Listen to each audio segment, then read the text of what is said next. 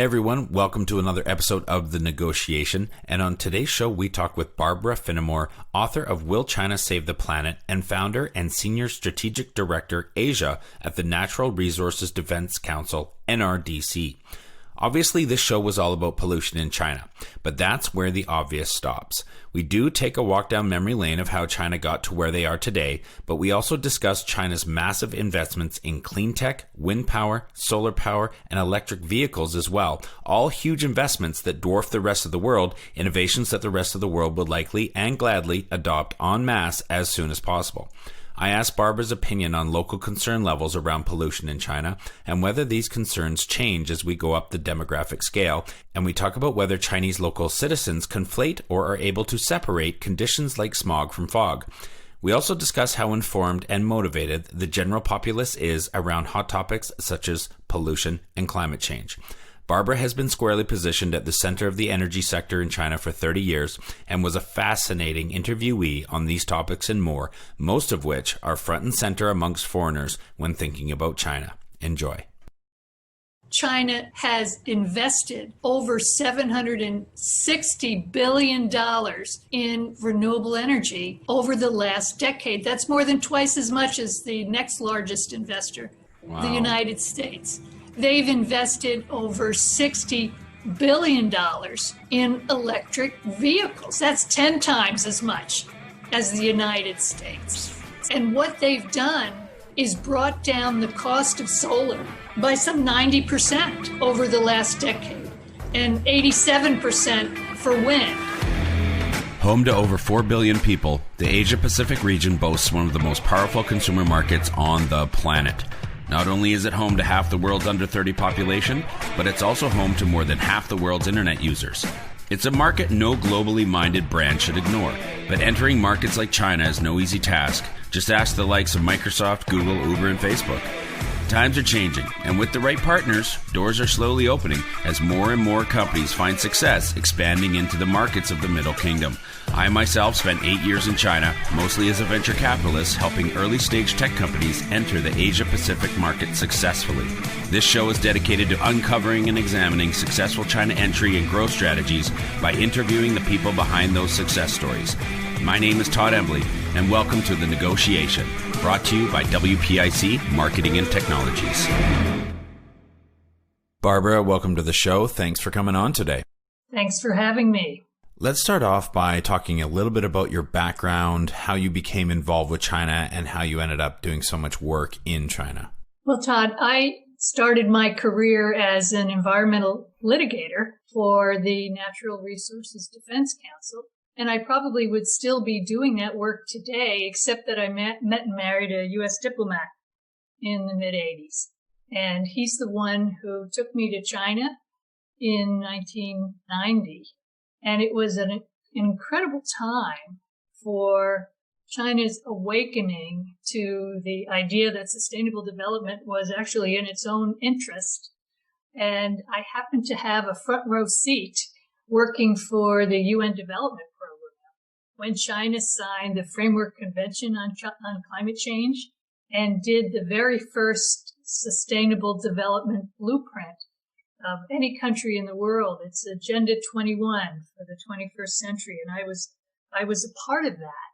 And I got hooked. I got hooked on the challenges that China faced and getting to know the people who were working to address those challenges, many of whom became leaders in China's energy and climate policy. So ever since that time, I've been involved in China. I began NRDC's China program in the mid-'90s.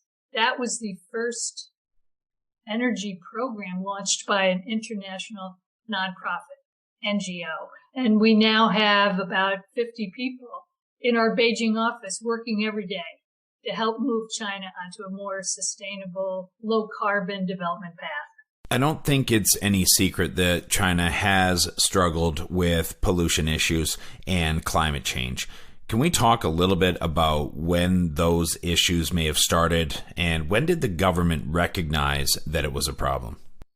Well, you can go back a long time in any country to really examine the roots of when its environmental problems began. But I would say that China's environmental problems really took off when its economy began to take off in 2001 after it joined the WTO. And in that decade, which has been called China's economic miracle, it quadrupled its GDP, it quintupled its exports, and this was all powered by coal, the world's dirtiest fossil fuel, the leading source of CO2 emissions in the world, and also the leading source of China's devastating air pollution. So that decade is really when China took over as with the dubious honor of being the world's leading emitter of CO2. And by the end of that decade, China realized that its economic development model, the way in which it was achieving these wonderful economic results, was unbalanced, uncoordinated, and most definitely unsustainable. It was powered by smokestack industries and exports, and it was leaving a trail of environmental devastation in its wake. And that began to get so bad that by 2013, the year that many people call the year of the air apocalypse, breathing the air in Beijing and other northern cities was like living in an airport smoking lounge. And it was as if every man, woman, and child in China was smoking 1.5 cigarettes every hour. So it got so bad that China began to realize that it had to do something to cut its air pollution because it was causing so much concern among the populace and so many premature deaths. And it launched its air pollution control plan, which for the very first time tackled coal, the biggest problem. And that's when the change started to take place. 1.5 cigarettes per hour. That's an incredible statistic, and I think will help our listeners put it into perspective of just what it was like around 2013 when there was the, as you put it, the air apocalypse. I'm curious to know your thoughts on how we should be regarding China and their use of coal or other fossil fuels and the damage, knowing the damage that it does to the environment, because I've had some guests before talk about the fact that China is just trying to catch up, and we shouldn't lay all the environmental blame of where we're at today on China for their contributions, given that other developed countries also used similar methods, similar environmentally damaging methods to achieve the economic success that they have and enjoy today. That China should also be given a bit of a pass on some of this because they're just simply trying to catch up and they didn't do all the damage. They're more the straw that broke the camel's back, so to speak. What are your thoughts on this? I don't think we need to give China a pass because the situation is so different now than when many Western countries began to develop. There weren't other alternatives to coal and to oil and gas for a country that wished to power its economy. And now, in large part, because of what China has done, it's the largest producer, consumer, and investor in renewable energy. The cost of these clean energy sources has plummeted in the last decade. So China no longer needs to rely on coal to continue its economic growth. And in fact, it's more expensive for them to, at this point, and for 2/3 of the world's population, it's more expensive now to build new coal plants than to build new solar or wind plants. And energy efficiency is what I call the cheapest, cleanest, and fastest source of energy. It's the negawatt, the energy you don't use. To the extent that China invests in energy efficiency, it puts it in an even better economic position because it saves money. It makes its industries more competitive. It produces more jobs. So there's really the argument that China should be allowed to pollute first and clean up later just doesn't make any sense for its own economy right now. I'd like to stop for a second and take the pulse of the average Chinese citizen, if you wouldn't mind commenting on that from your knowledge and your work in that space, and compare it to the Western opinion as well. Are Chinese locals concerned about the environment, the levels of pollution that China emits? Do they have all the information? Is this something that they're worried about? And is it at the level above or below that of Western countries and their citizens when it comes to pollution and climate change in general? Chinese citizens are concerned about climate change, just like everybody else, particularly since China is one of the countries that's most vulnerable to the impacts of climate change. In fact, a recent study indicated that people in coastal cities in China are 3 times as more vulnerable to the impacts of rising sea levels than was originally thought.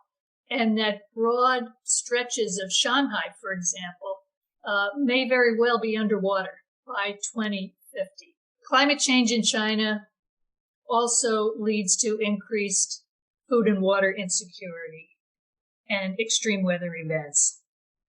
But I would have to say that citizens in China have a lot of concerns that rank higher than climate change right now. Things like air pollution, which is continuing to be a problem in China, water pollution, loss of biodiversity, and of course, economic insecurity now as a result of China's slow economic downturn exacerbated by the COVID-19 virus and the U.S.-China trade war. So another interesting difference between citizens in China and the U.S. is that, according to a recent survey, Chinese citizens largely believe that it's the government's job to respond to climate change rather than individual citizens. They trust the government to a large extent to take the actions necessary to tackle climate change, although Chinese citizens are also willing to pay more for goods and services if that would help reduce their carbon footprint. Are there noticeable changes in concern amongst the different demographics in China? Are seniors more concerned, perhaps feeling that they are more at risk than the young? I think the biggest difference that you'll see in China in terms of people's concern about climate change is really between the urban and rural areas. The highly developed urban areas, which are some of those cities in China are among the most economically developed in the world, and a large part of the rest of China where people are still struggling to make ends meet and are subject to some really daily concerns about their livelihood being threatened by pollution, for example, as well as the virus and the economic downturn. So to me, I see a greater concern for things like climate change among people who have a higher standard of living, and they can afford to be more concerned, to afford to be more informed about the impacts of climate change. And there are so many experts in China who are very concerned about climate change and who are advising the government to take even stronger actions. You know, many people think that China is monolithic, that the government makes its decisions somewhere in a back room and then everybody has to comply. It's so much more complex and rich than people think. And there are champions for clean energy and for cutting China's reliance on coal and for stepping up its ambitions under the Paris Climate Agreement. And these are the ones now fighting with the vested interests, the fossil fuel companies, local governments whose careers have been built on the fossil fuel industry, for example. There's heated debates going on in China right now about what should be in the next 5-year plan, the 14th 5-year plan, which is going to make a huge difference on the future of China's low carbon transition. Sure. And similarly, a heated debate is going on right now as to what sort of stimulus China should put in place to begin its economic recovery. And those decisions that we're, waiting for right now are going to make all the difference. A recent report came out showing that pollution levels in China had now exceeded pre-COVID levels. I'm curious to know, did COVID have any impact on the energy sector, on the environmental sector? Can we expect some, maybe not just temporary, but some permanent changes that were the result of COVID? Or is it just business as usual and we're just going forward as is? It's not business as usual in China, and nor is it in any other country. So many changes have taken place since the advent of the COVID-19 virus. One interesting change is that Chinese citizens are less willing to take public transit, for example, because of the crowding. So we're seeing, and less willing even to take shared ride vehicles, which were going ahead at a tremendous rate before the virus hit. So we're seeing greater interest in private vehicles, which in the long term is not good for pollution, for climate change. We're also seeing that the government has continued its strong interest in electric vehicles as essential to its long-term industrial transformation. But in the short term, they are taking steps to consider easing its environmental controls on the gasoline-powered engines, because the auto industry as a whole is a pillar industry of China. It's responsible for some 10% of jobs and nearly 10% of all retail sales in China. Wow. Okay. So that's leading to a jump in sales of the traditional internal combustion engine cars, and salespeople are cutting deals for polluting cars and kind of trying to unload them before these new environmental standards come into play. So those are the kind of things we're seeing. Same thing for iron, steel, cement, heavy industry. There is a lot of concern by environmentalists in China that the government is also relaxing some of its pollution controls on these smokestack industries, just as a way of getting their economy on its feet. But the good news is we are not seeing the kind of large-scale stimulus support for infrastructure development, traditional infrastructure development in China that we saw after the 2008 global financial crisis. Instead, what China's focusing on now, it's so interesting, is what they call new infrastructure, new connected, innovative transportation, connected, innovative energy, things like electric vehicle charging stations. China's stimulus payments are going to allow the state grid company to build some 78,000 new electric vehicle charging stations around the country. That's about how much exists in the United States today. Also building new ultra-high voltage transmission lines. China just announced the very first ultra-high voltage transmission line in the world that will solely be dedicated to transmitting renewable energy. So other things like 5G, artificial intelligence, everything connected to the fourth industrial revolution is what China wants to push as the new infrastructure stimulus that will bring its economy back. China has publicly announced their intention to take a bit of a leadership role around tackling the issue of climate change several times over the past few years, both during the Obama administration and during the current Trump administration. Have they been able to achieve said tackling, and have they succeeded in any measurable way over the last 10 years or so?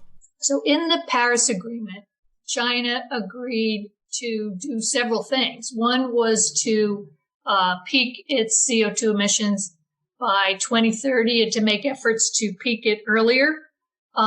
There were interim goals such as reducing its carbon intensity, the amount of CO2 emitted by per unit of GDP by 2020. And China is, I think, close to reaching that goal of carbon intensity. Depending on how the stimulus payments go, if it continues along this new infrastructure path, it should have no problem. If it continues to promote reductions in its energy efficiency, it should have no problem as well. But if it continues to build and approve new coal-fired power plants, these could be in jeopardy. But the one thing that is heartening here is something that my organization worked on in the current 5-year plan, the 13th 5-year plan. We collaborated with a group of 20 key research institutes and universities and industry associations in China, and together put forward a package of proposals that would enable China to set a mandatory cap on coal consumption in the current 5-year plan. That's a percentage of coal in China's energy mix. And we are seeing steady reduction in the percentage of coal in the energy mix, such that they are going to meet that mandatory target. It's under 58% right now. And I'm remembering the days when coal was 70% of China's energy mix and over 80% of its electricity. So China is steadily reducing the percentage of coal and steadily increasing the amount of solar and wind. In fact, even during the first quarter of this year with the pandemic, wind and solar increased its percentage in the energy mix to over 10%, while coal continued to drop. So yes, we are seeing change. The question in my mind is it fast enough to avoid the worst impacts of climate change globally? And that is also true for every country. Every country needs to step up its climate ambitions. Thank you for that, Barbara. As you and I had been talking about before the show, and I think we can hear now, you actually have your lawn crew outside your window doing your property, and you've been waiting for them for about a week. And so, it's just interesting to note, because such is life, and such is work life from home, this new normal that we're all in. And this is the kind of stuff that happens, and inevitably it will end up on our podcast as it has now. So that's the way things go. We're going to try to post-produce this and remove some of that background noise as much as possible. So bear with us, and hopefully it won't be too bad, and hopefully they will finish that area right in front of your office as we continue. Speaking of continuing, a lot of China watchers have said that most of the commitments that they've made are all talk, and they're not actually reducing their emissions. What side of that conversation do you fall on? Have they done an admirable job given the conditions they've had to deal with, or do they still have some room to grow with regards to continuing to combat pollution-producing activities? As you know, Todd, from having spent so many years in China yourself, everything in China can be explained by the principles of yin and yang. Both are true. You have to be able to hold two contradictory ideas in your mind at the same time. And the fact of the matter is that China is still the largest emitter of CO2 emissions in the world. it's true that China burns about half of the world's coal, and that reining in coal is key to the future of our planet. So when you see China approving as many coal plants in the first quarter of this year as they did in all of 2019, it is a cause for concern. On the other hand, it's important to recognize that 40% of those coal plants are losing money because there's massive overcapacity. And on average, coal plants in China only operate about half of the time. There are just too many of them. We expect that to continue when power sector reforms continue and the guaranteed price and operating hours that coal plants historically enjoyed are going away. They are facing increased competition from coal, from wind and solar. We're actually at the point right now where building new wind and solar plants is almost cheaper than continuing to run existing coal plants. So we think it's massive waste of money for China to continue to approve these new coal plants when we doubt that most of them will ever operate for their full operating life. And at the same time, you say, what has China done? It's not just words. China has invested over $760 billion in renewable energy over the last decade. That's more than twice as much as the next largest investor, the United States. They've invested over $60 billion in electric vehicles. That's 10 times as much as the United States. And what they've done is brought down the cost of solar by some 90% over the last decade and 87% for wind. And the cost of battery storage is also dropping precipitously. Just in the last 2 years, it dropped another 50%. So what China is doing is enabling this low carbon revolution for any country in the world. So it's more than just its Paris climate ambitions. We have to look on the ground and see what happens. There's some people concerned that because of the economic downturn, China won't meet its goal of selling 2 million more electric vehicles this year, and that it may only sell 1.1 million. Well, that's as many electric vehicles as are on the road in the United States today. We cannot discount the enormous difference that China has made. Its heavy investment in infrastructure, in subsidies, in government procurement, and in R&D, in innovation.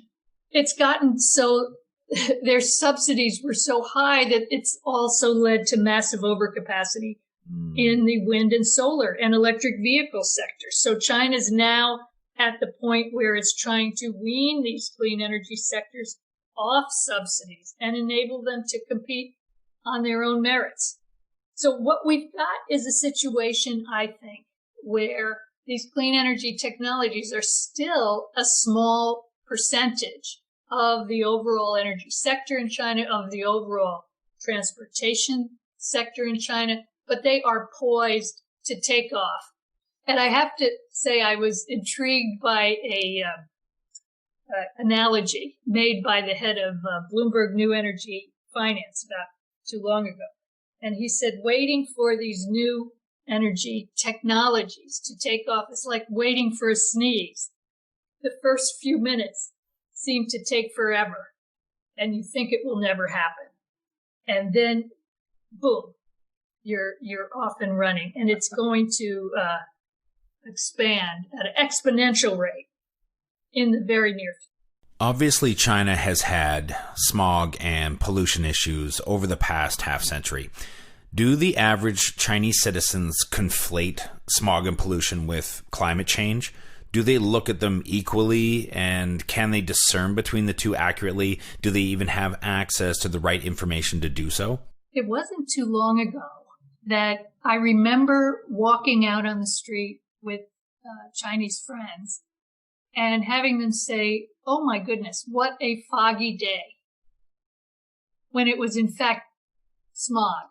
But they had no way of measuring it until the year of the airpocalypse, when the government started revealing hourly air quality results for all of its major cities.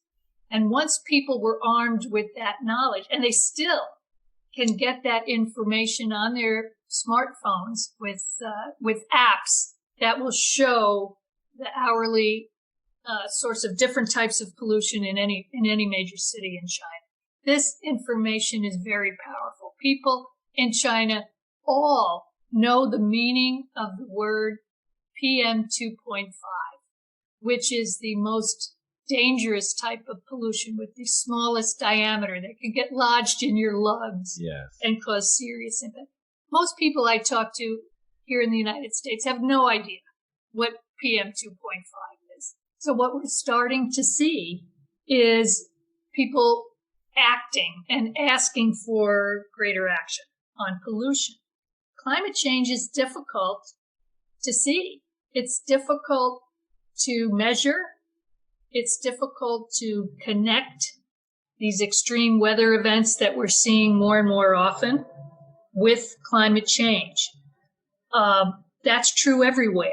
And I have people here in the U.S. say, but it was a cold winter. How can there be climate change? When it's really the trends that are so alarming. When you look at this last month being the hottest on record, this last year being the hottest on record, this last decade being the hottest on record, that's very different than pollution. I think people in China, especially the folks, as I said before, who are more well off, more educated, they have access to information about climate change. And what they don't have, that I've noticed, is what I see in the newspapers often in the U.S., which is trying to show two sides of the story, of having somebody who's a climate change scientist on a program, a podcast, say, with a climate change denier, and trying to show that there's two sides of the story when the 99% of the world's climate scientists are unanimous that climate change is real, that it is caused by human activity, and that we are nearing the tipping point.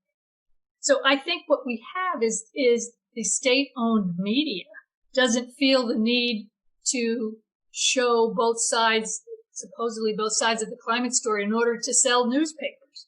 And so as a result, I think people get a clearer picture of exactly what we're facing right now.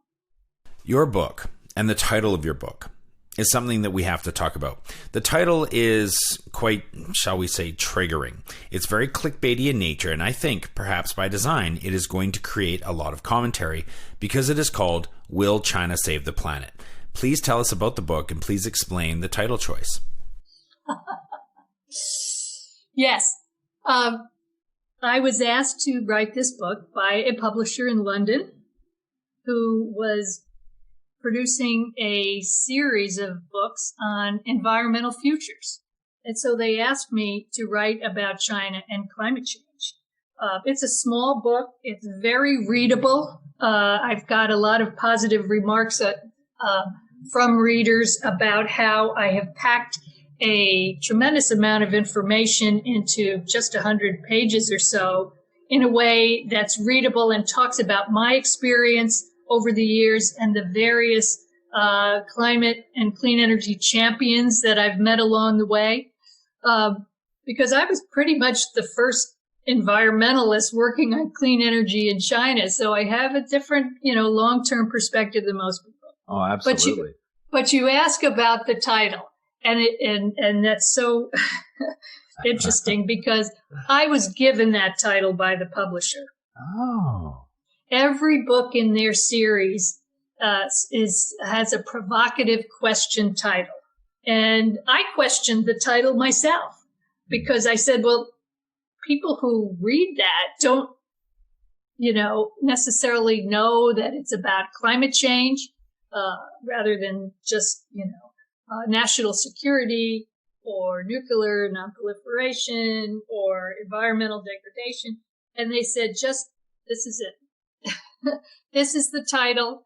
And you'll have to explain all that in the context of the book itself. So that's how it came about. Well, then let me ask you, will China save the planet? I believe that China is at a crossroads right now. It's never been more important how China responds to the challenges it faces right now, which have come up to a large extent since I wrote the book, although the roots of many of those problems, I explain how they came about. The challenges that China faces, still very much the same, and China's evolution, I chart through the years. However, as I said before, given that China's economy was in negative territory last year for the first time in decades, is posing a challenge, but I think it's also an opportunity. China can choose not to use the tools that worked in the past to come out of this economic hole. It can use this opportunity to push forward that economic transition that it says it wants, to slower but higher quality growth, focused on innovation, focused on services, focused on clean energy. China can choose in its 14th five-year plan to double down on its restrictions on coal, to make that transition to cheaper renewable energy. If it does so, given the remarkable advances it's already made in electrification, in renewable energy, it can lead the way, not just for reducing its own emissions, but for enabling these clean energy technologies to be affordable for the rest of the world. But we're at a crossroads right now, so I cannot foresee the future any more than anyone else. But I'm watching it closely, and my colleagues in Beijing have put together a series of recommendations on how China can reduce its reliance on coal and an orderly phase out of its coal economy, of how China can ensure a just transition for workers in the fossil fuel industry, how China can bring its economy back through a green stimulus. And we are getting a good response from the Chinese government. They want numbers. They want to know not just why they should go green, but how and what's going to be the impact on their bottom line. And groups like mine are being able to perform that role. And I hope we can make a difference, continue to make a difference. That is Barbara Finamore, everybody. Her book is Will China Save the Planet? And it can be purchased on Amazon or at Wiley Publishers' website, www.wiley.com. And you can find more information about her organization, the National Resources Defense Council, at NRDC.org. And you can click through to their China program there. Her email address for anyone who'd like to get in touch with Barbara is bfinamore@nrdc.org. Barbara, thank you so much for being on our show today. Thank you for having me, Tom. Growing a company is hard. Doing it in a foreign market? Exponentially so. The best piece of advice I can give you is not to do it alone. When you start looking across the pond for further expansion possibilities, and I sincerely hope that you do, make sure you choose the right partners to do it with. My good friends at WPIC Marketing and Technologies have almost 20 years of experience helping brands, just like yours, enter China. I hope you enjoyed this episode of The Negotiation, and if you're interested in being a guest or want to connect with me or any of our team, please reach out to us at podcast@wpic.co. And be sure to rate, comment, and subscribe wherever you get your podcasts. 再见。